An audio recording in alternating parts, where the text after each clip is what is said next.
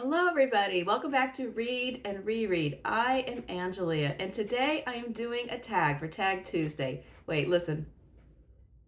Can you hear my chair squeaking? I moved to another room. If the backdrop looks different, I moved over to the guest room to escape the super loud air conditioner and now I'm sitting in a squeaky chair. So sometimes you just can't win. But today's tag is the "It Isn't That Bad" tag. This is an original tag created by Melinda from A Web of Stories, and it's kind of a follow-up to an older tag about things that annoyed people, that different book and reading related things that were aggravating. And in this particular tag, she presents another set of readerly habits or misdeeds, depending on how you look at it, that she claims are not that bad. And some of these are absolute librarian kryptonite, and I don't agree with all of the not that bad. So this is going to be very fun to go through. And you can tell me in the comments which one of these that you do or don't do, or you think they're not that bad, or whatever you think. And it's one of those chit-chatty videos where you don't gather up a big ton of books, so that's always nice once in a while. In her preface to the prompt, she says, there are a lot of things we are told we shouldn't do as readers, and honestly, these things really aren't that bad. Well, you know who's telling you not to do these things? Librarians. So let's get started. All right, the squeaky chair is going to drive me nuts. And by the way, before anybody asks, no, I've never been to Banff. I just liked this shirt at the thrift store. It's all embroidered. It's just a nice shirt that I liked. I would love to go to Canada someday. All right, number one, do you dog ear your books? No. Oh, okay, right out of the gate. No, I do not dog ear my books. Now, I will say, if the book belongs to you and that does not bother you, that is certainly within your, I don't know, your purvey or whatever.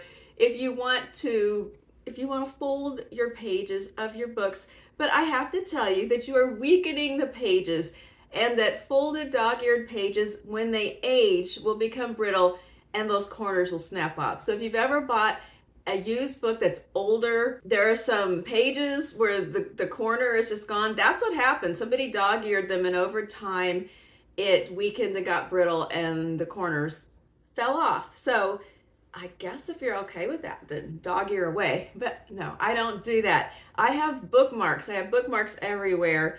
And I always pick up bookmarks, and I make things into bookmarks if I don't have anything else, but I do not dog ear, always bookmarks. When my daughter still lived at home, we kind of got into a silent joke war about bookmarks because I would constantly supply her with bookmarks, free ones from school or from wherever, and I'd always give her bookmarks, and I'd find her books around the house sitting face down or with a paper towel stuck in them and things like that. And after a while, she started doing it on purpose and laying them out like a trap for me, I think. Now she has finally discovered the value of a bookmark. Number two, do you annotate your books? I don't annotate my books anymore. When I was a student in high school and college, I did write in my books and annotate them, and I still have some of those from that era. And it's kind of fun if I reread them to go back and see the notes that I wrote. And then when my daughter went through high school, went through English classes,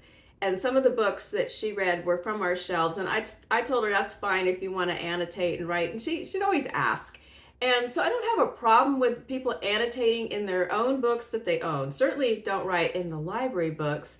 I don't do it anymore though. I just don't. I just tab them, and sometimes I put larger, like square Post-it notes if I want to actually write a note and not just mark it to come back to. But sometimes I just tab them, and I know there was something in that spot that I want to revisit before I talk about the book or before I sort of wind it up and put the book away. So I just mark them like that now, and I write in my journal. I talk on the video and everything, so I feel like I don't need to write down a lot of annotations because I'm not preparing for a class anymore. But I don't have a problem with the annotating. Number three. Okay, when I looked at number three, I feel like the lady in the old All Fruit commercial, can you please pass the jelly? This is how I feel. It says, do you roll covers or break spines when you read? Oh, for the love of all that is good and holy, no. So again, you're weakening your book if you lay it down.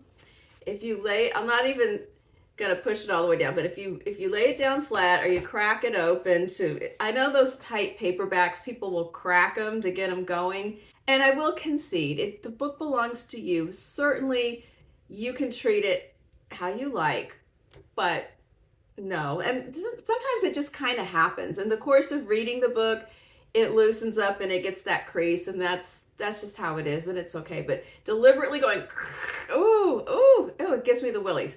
So no, I don't do those things. It makes my arm hairs stand up to think of such a thing. So I know I sound like the most prissy old librarian in this video. I don't care, I can't help it. Why am I holding up Orbital again? Let's move on. Number 4, do you listen to something while you read? I don't deliberately put on music or anything to play for reading.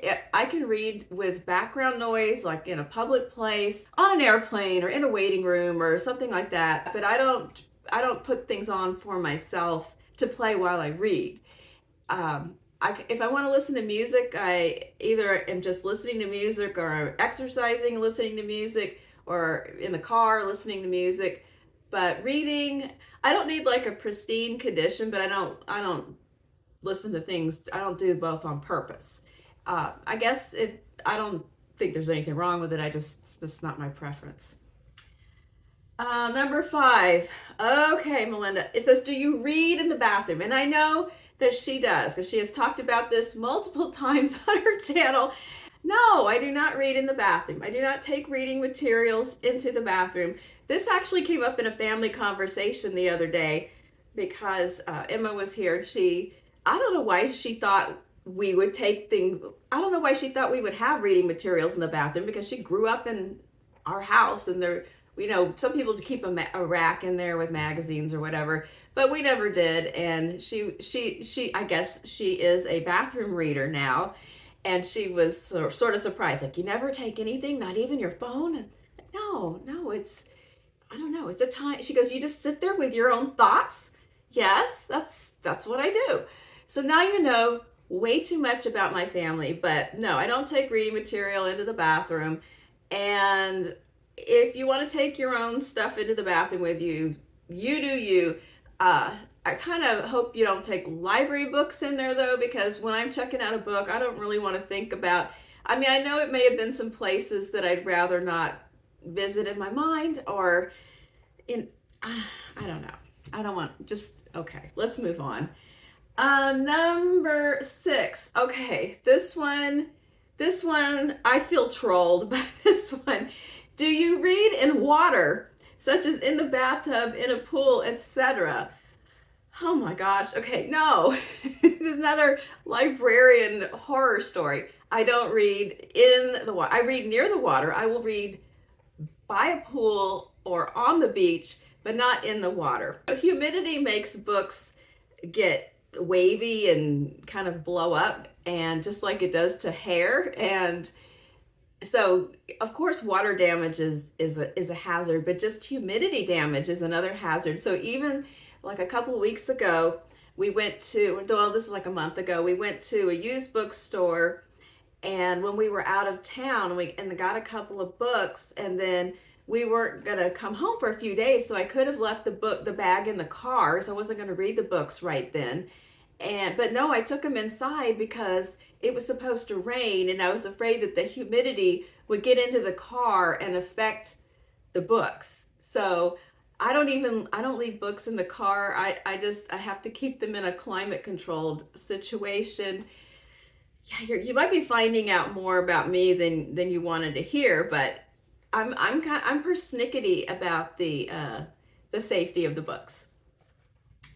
Number 7, do you DNF? Oh yes, definitely. The older I get, the more ruthless I am about DNFing, because as my time dwindles on this planet, I do not have time to suffer books that just aren't doing it for me. So I do not have DNF problems at all. I don't think I ever did. I think I used to just, this is coming up in another question, what I did instead of DNFing, so I'll save it. But yeah, no problem with DNFing, no qualms. I don't even care if it's a group read or whatever. If I don't like it, I got to bring it to an end.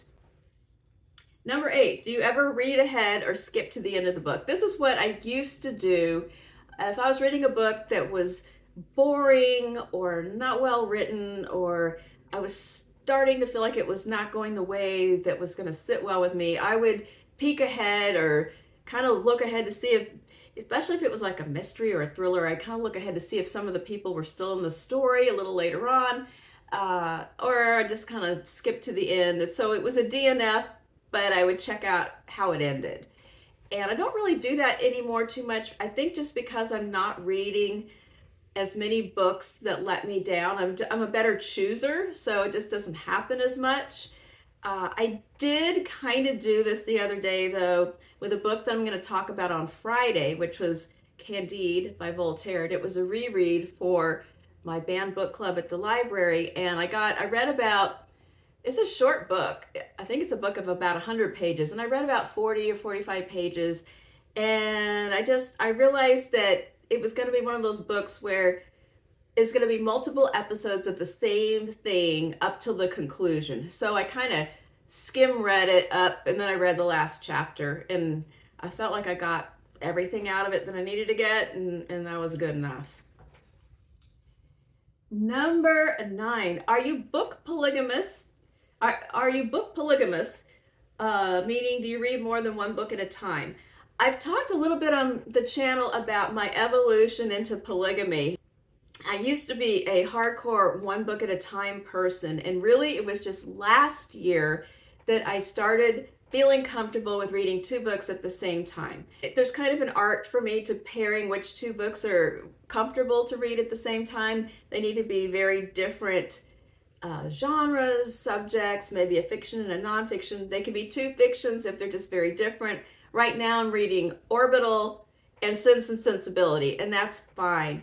I don't do well with 3, but sometimes there can be a third if it's something that I don't need to keep the thread, like a collection of poetry or essays where I don't need to remember where I left off from the last thing. If it's just, separate, very separate pieces, or I'm going to read just a short story, that I can throw in there as a third. But I can't read 3 ongoing things. Like that's the limits of my brain. So I'm kind of a mild polygamist as far as reading goes. Number 10, do you own more books than bookshelf space? Not at the moment.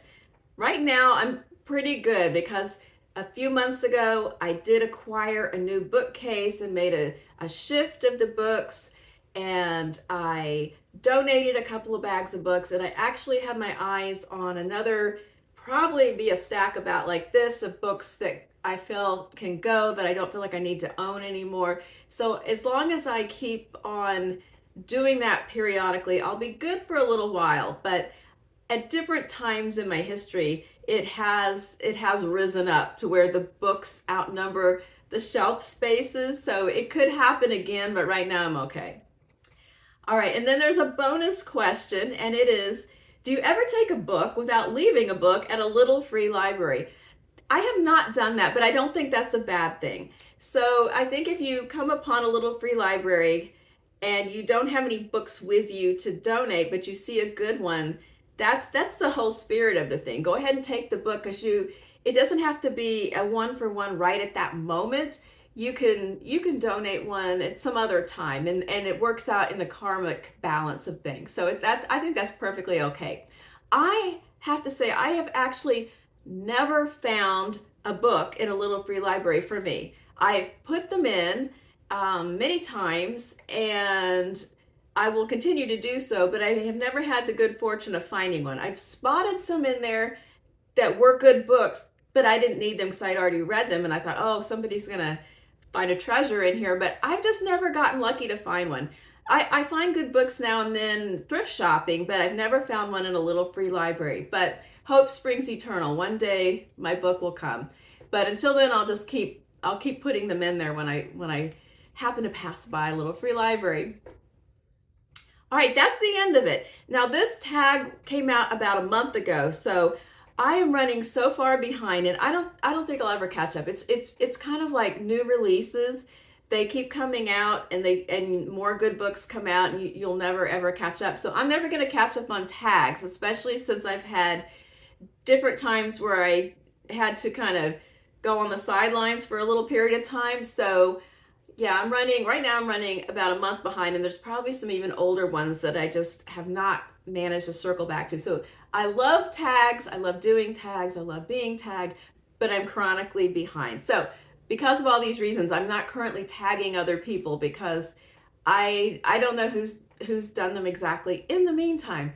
So that's a very long-winded way of saying I'm not tagging anybody, but if you are interested in this tag, please do so. It's a lot of fun, it's fast, it's funny. I'm sure there will be all kinds of disagreements, so drop them down below and let me know what you think. So thanks, Melinda, for tagging me. This was lots of fun. Have a good time in the bathroom with all your books that fell in the pool and got dog-eared.